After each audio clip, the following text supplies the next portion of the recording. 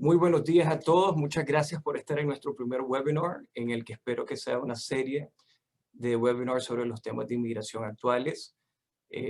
Como muchos saben, mi nombre es Jorge Molina y soy abogado de inmigración. El día de hoy vamos a hablar sobre los resultados de las elecciones 2020 y lo que significa para nosotros, ¿verdad?, en el mundo de la inmigración. Antes de empezar con el tema, me gustaría dar dos avisos. Primero que todo, esta no es una presentación política, aunque sí vayamos a hablar de política. Lo que quiero decir con esto es que no estamos imponiendo nuestros vistos políticas o creencias políticas, sino hablarles a ustedes sobre los efectos de la política en el sistema de inmigración de Estados Unidos. Entonces, eso es lo primero. Segundo, la información que les vamos a dar hoy es basada en la información que tenemos hasta el 13 de noviembre del 2020. Muchas de las cosas que hablemos podría ser que cambien o en un futuro entendamos que cómo van a funcionar las cosas, ¿verdad? Las cosas por el momento son un poco fluidas, entonces podría ser que algo que hablemos el día de hoy no vaya a pasar o pase de una forma distinta, ¿verdad? Pero comenzamos, les comparto pantalla.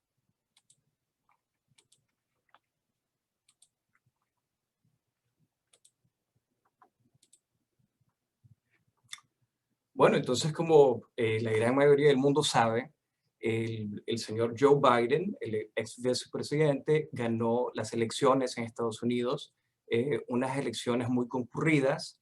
De hecho fue un récord, las más concurridas en más de 120 años en Estados Unidos. Hubieron aproximadamente 130 millones de habitantes de Estados Unidos que votaron. Y sin embargo, el margen con el que ganó el señor Biden fue muy pequeño, ¿verdad? Entonces, hay muchas cosas que analizar respecto a eso. De hecho, el estado de Georgia sigue contando votos y esperemos que tengamos resultados finales a final de noviembre, ¿verdad?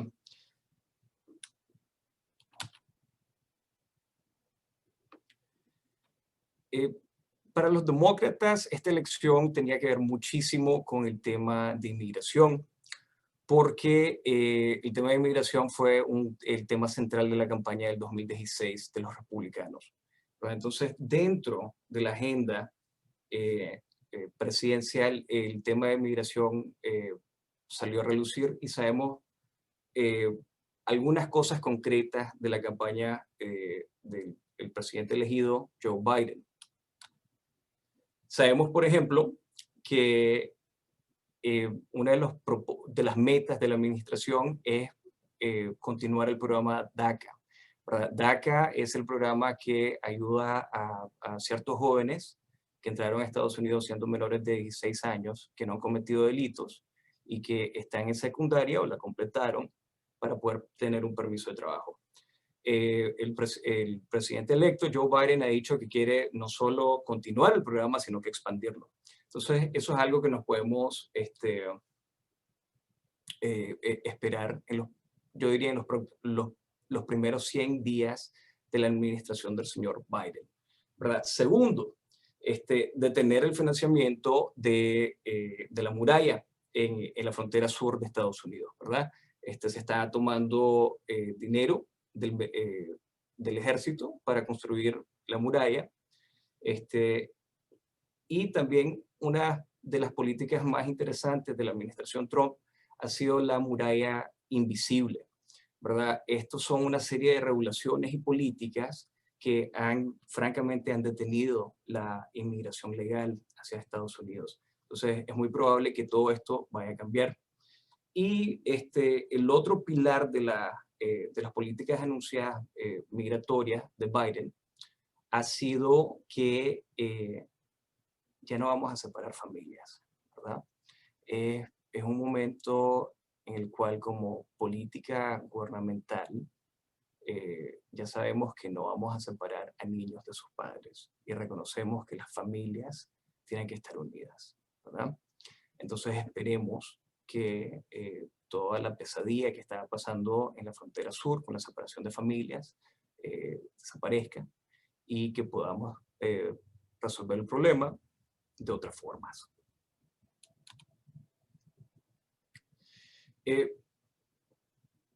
vamos a hablar ya de cosas un poco más específicas, ¿verdad? Y me gustaría hablar de temas concretos, ¿verdad? Pero primero, este, tenemos que entender un poco qué es lo que ha estado pasando en el ambiente, en el área de inmigración. Pero entonces, lo que tuvimos por los últimos 4 años, fueron una serie de decisiones legales, cambios de regulaciones y cambios de políticas que básicamente paralizaron el sistema de asilo de los Estados Unidos. No solo se cambió la interpretación de las leyes, sino que la forma de percibir y atender a las personas buscando asilo eh, fue puesta pies para arriba. Entonces, esperamos que todas estas restricciones en los casos de asilos para familias, casos de asilos para latinoamericanos y todo eso vuelvan un poco a la normalidad y tengamos un poco más de continuidad con las generaciones pasadas, ¿verdad? En el área del asilo. Por otra parte, también las políticas exteriores eh, eh, sobre la inmigración, es decir, todas las citas que teníamos pendientes en las embajadas y consulados de Estados Unidos a nivel mundial, han sido por motivos políticos detenidas. Entonces, cuando antes se tomaba aproximadamente 3 meses programar una cita, ahora vemos que pueden pasar hasta más de 1 año, 2 años, esperando que salga una cita. Esperamos que eso vaya a cambiar durante los primeros 6 meses de la administración del señor Biden. Y, bueno, eso por la parte exterior. Internamente, también han anunciado que hablamos el TPS, ¿verdad? El TPS significa protección temporal para ciertos individuos y era un gran debate político actualmente. Bueno, durante la administración del señor Trump, han anunciado ya el señor Biden que lo van a preservar para Guatemala, El Salvador, Honduras, y como gran cosa van a añadir a Venezuela. Entonces, esto sería una gran bendición para miles de venezolanos en Estados Unidos, ¿verdad? Muchas personas, en este caso, tienen casos pendientes en Corte de Inmigración o están buscando asilo, y como las reglas del asilo han sido cambiadas y están extremadamente estrictas, el TPS nos ayudaría no solo dándole permisos de trabajo, sino que un estatus migratorio legal en Estados Unidos. Entonces, esperamos que estas políticas sean implementadas durante los primeros 100 años de la administración del señor Biden, ¿verdad? Otras políticas importantes que están hablando es detener la detención prolongada de individuos que están peleando su deportación, ¿verdad? Entonces, les hablo primero de estos temas porque son los temas que controla el presidente, ¿verdad? Entonces, generalmente son creados por órdenes ejecutivas o cambios de políticas internos. Por ejemplo, también la otra política realmente contraproducente era que cualquier persona que pidiera un beneficio con los servicios de ciudadanía e inmigración, eh, durante esta administración, si esa persona puede ser deportada o tiene cualquier historial negativo, se refiere a esa persona con la Corte de Inmigración, independientemente de hace cuánto tiempo pasó eso, o si la persona tiene un alivio o pudiera naturalizarse con los servicios de ciudadanía e inmigración.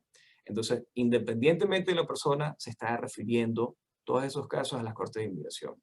Eso es realmente contraproducente y, gracias a Dios, estimamos que esa política va a cambiar durante los primeros 100 días de la administración del señor Joe Biden, ¿verdad? Sin embargo, esas medidas y cuestiones son controladas por el Ejecutivo, lo cual significa que si hay un cambio de administración en el futuro, y no está el señor Joe Biden, otro presidente como el señor Trump o alguien con sus políticas parecidas podría cambiarlo, así como pasaron hace 4 años. Entonces, no todos los problemas del sistema de inmigración pueden ser resueltos por el presidente. Es sumamente importante que se pasen leyes que realmente resuelvan el problema. Entonces, aquí tenemos que tomar en cuenta la importancia de la política interna, ¿verdad? Entonces, pues ya sabemos que el señor Joe Biden ganó la presidencia. Sabemos que los demócratas van a controlar la Casa de Representantes, pero todavía no sabemos quién va a controlar el Senado. Hay una elección de segunda vuelta para Georgia, creo que es el 4 de enero, que va a definir quién controla el Senado. Si ganan los demócratas, esas dos senados, va a estar dividido 50-50. Si ganan los republicanos, 52-48. Si ganan los republicanos, significa que muy posiblemente los republicanos no tengan ningún interés de trabajar junto con los demócratas para pasar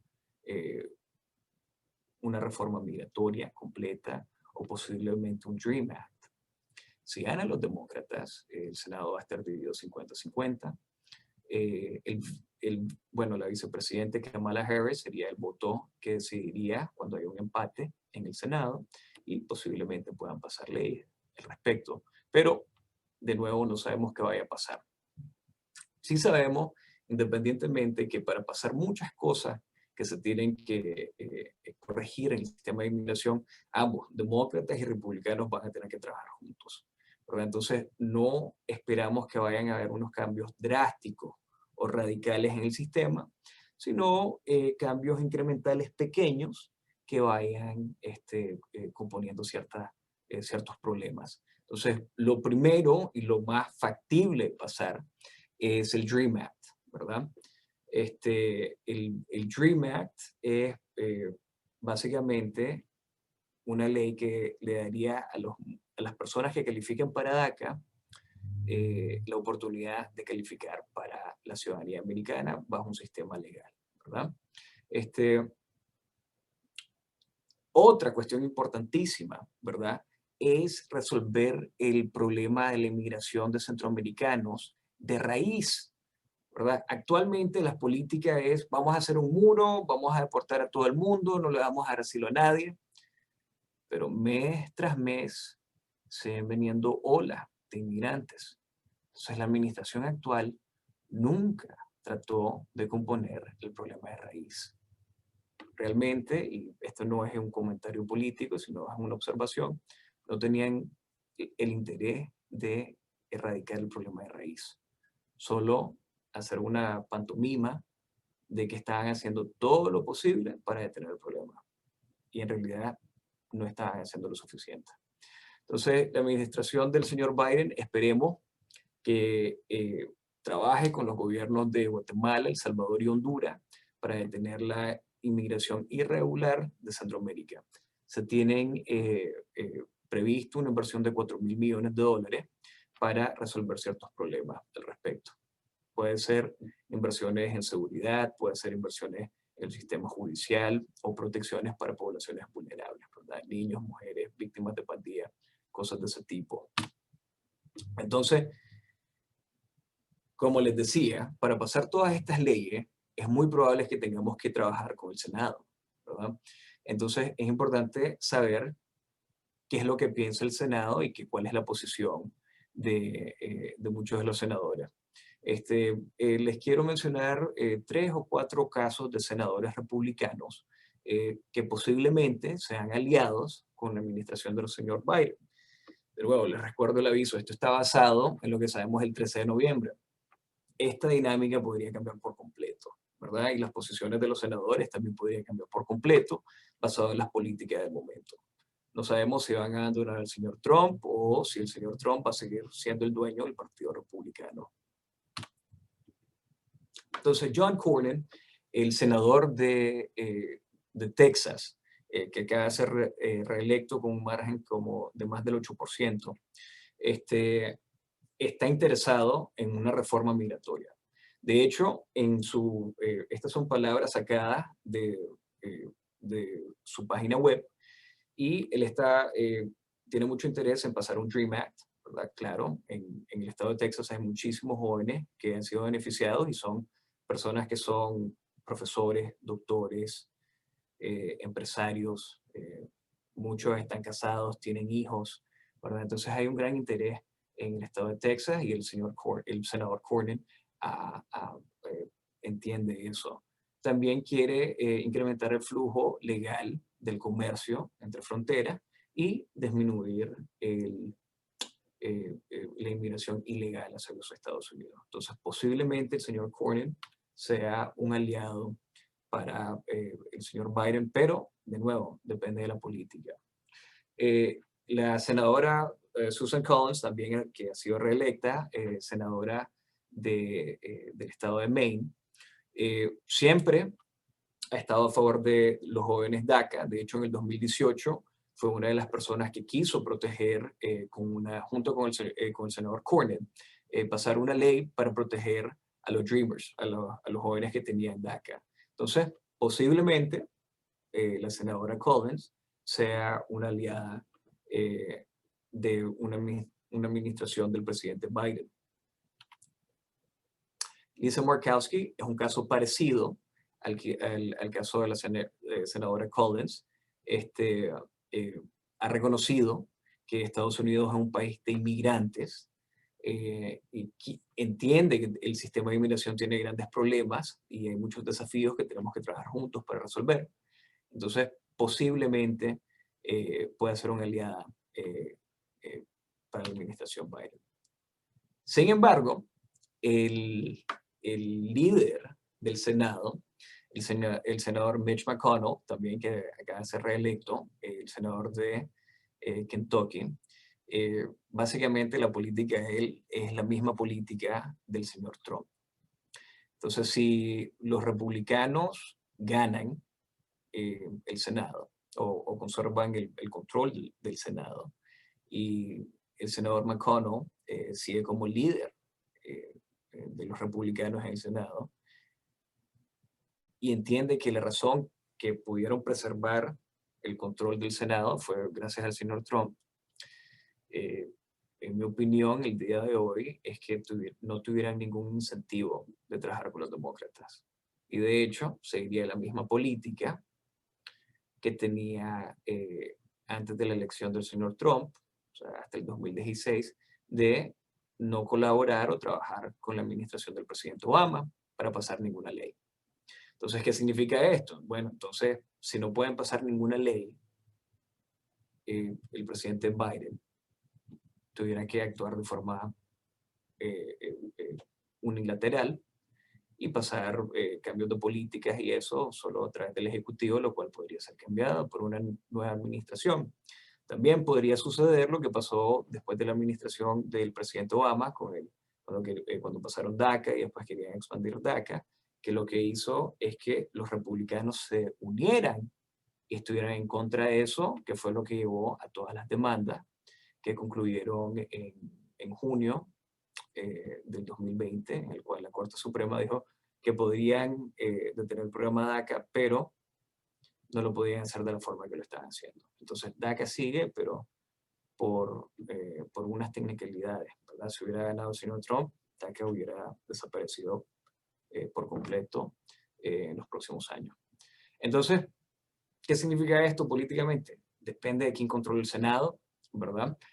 Depende de qué tan fuerte sea el control del señor Trump en el Partido Republicano y si el Partido Republicano tenga algún interés de colaborar con Joe Biden, ¿verdad? Para obtener cualquier otra cosa. Entonces, hay que esperar para saber precisamente qué es lo que va a pasar, ¿verdad? Por lo menos las elecciones del Senado. Pero, ¿qué pueden hacer ustedes por el momento, ¿verdad? Si viven en un estado como Texas, que tenemos un senador que se ha demostrado que quiere trabajar para una reforma migratoria, les podemos escribir a los senadores, ¿verdad? También podemos contactar a nuestros representantes locales decirles que es un tema muy importante para nosotros que arreglen estos problemas, ¿verdad? Y si conocen, si ustedes son ciudadanos americanos, o si conocen a otros personas que sean ciudadanos americanos, pídanles que participen en el sistema democrático, que voten, y díganle ustedes cuáles son los temas que les importan a ustedes. Por nuestra parte, lo que les prometo a ustedes es que, independientemente de quién sea presidente, qué partido controle el gobierno o el Senado, nosotros siempre estamos de su lado y siempre vamos a velar por sus intereses. Y como saben, nosotros estamos enfocados en eh, construir puentes, no muros, ¿verdad? Entonces, siempre estamos de su lado, trabajando para alcanzar sus metas. Vamos a detener la presentación.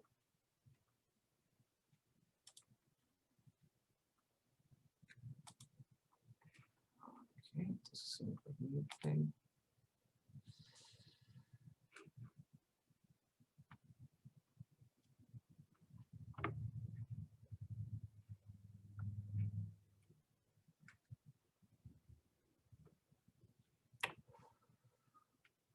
Ok, panel, entonces tenemos, si tienen alguna pregunta, pueden hacerla aquí en el chat. Tenemos aproximadamente unos 10 minutos para preguntas. Les quiero adelantar que vienen más seminarios, ¿verdad? Este es un seminario, un webinar preliminar, hablando de las realidades políticas, los cambios que vienen, ¿verdad? Pero como es una situación muy fluida y hay mucha información que viene saliendo, vamos a continuar estos seminarios, ¿verdad? Entonces, y los que vienen van a ser un poco más específicos en los temas. Entonces, uno de los temas de mucho interés actualmente es el tema del TPS, ¿verdad? ¿Cómo va a afectar los casos de venezolanos que están pidiendo asilo o que están en costas de inmigración? Y también cómo va a afectar los casos de centroamericanos que tal vez anteriormente no calificaban para el TPS, pero tal vez lo vayan a expandir en este momento, ¿verdad? Entonces, viene un webinar al respecto, también viene otro webinar sobre el DACA y los Dreamers y qué es lo que vamos a esperar al respecto. También tenemos otros seminarios sobre los sistemas consulares, cómo podemos manejar casos que han estado pendientes por mucho tiempo, sobre todo durante la pandemia, ¿verdad? Una de las cosas que podemos ver es que se pueden tomar medidas para empezar a procesar todos estos casos. Y el atraso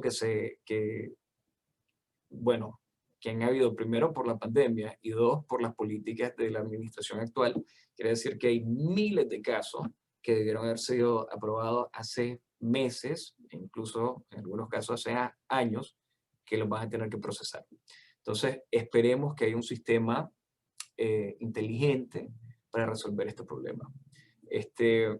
Y otros temas importantes va a ser cómo podrían expandirse las visas de trabajo y también cambiar las regulaciones de trabajo.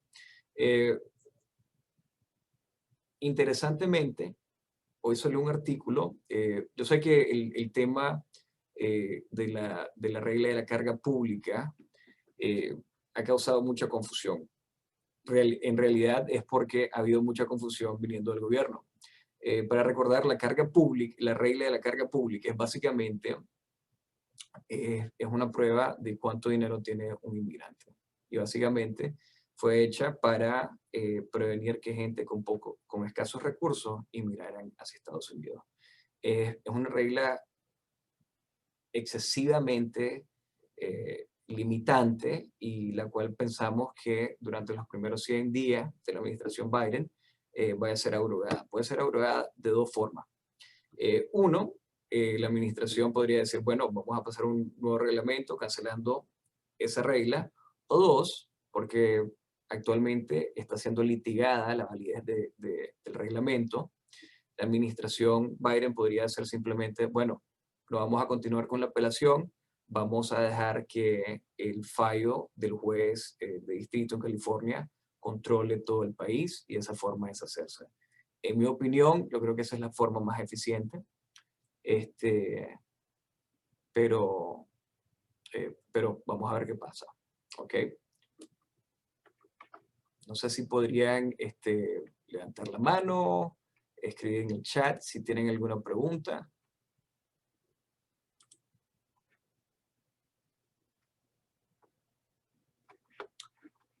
Vamos a tener esto.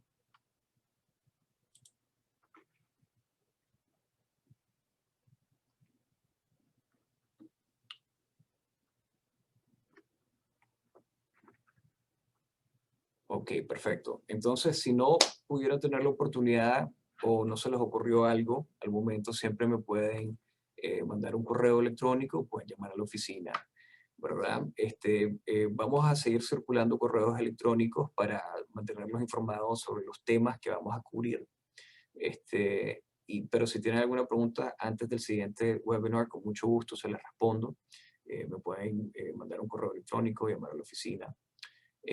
O si se les ocurre algún tema el cual quieran que discutamos o que presentemos, pues bienvenido también. ¿Ok? De nuevo, muchísimas gracias por atender el primer webinar y esperamos que haya sido de ayuda para ustedes y nos vemos la próxima vez. Saludos.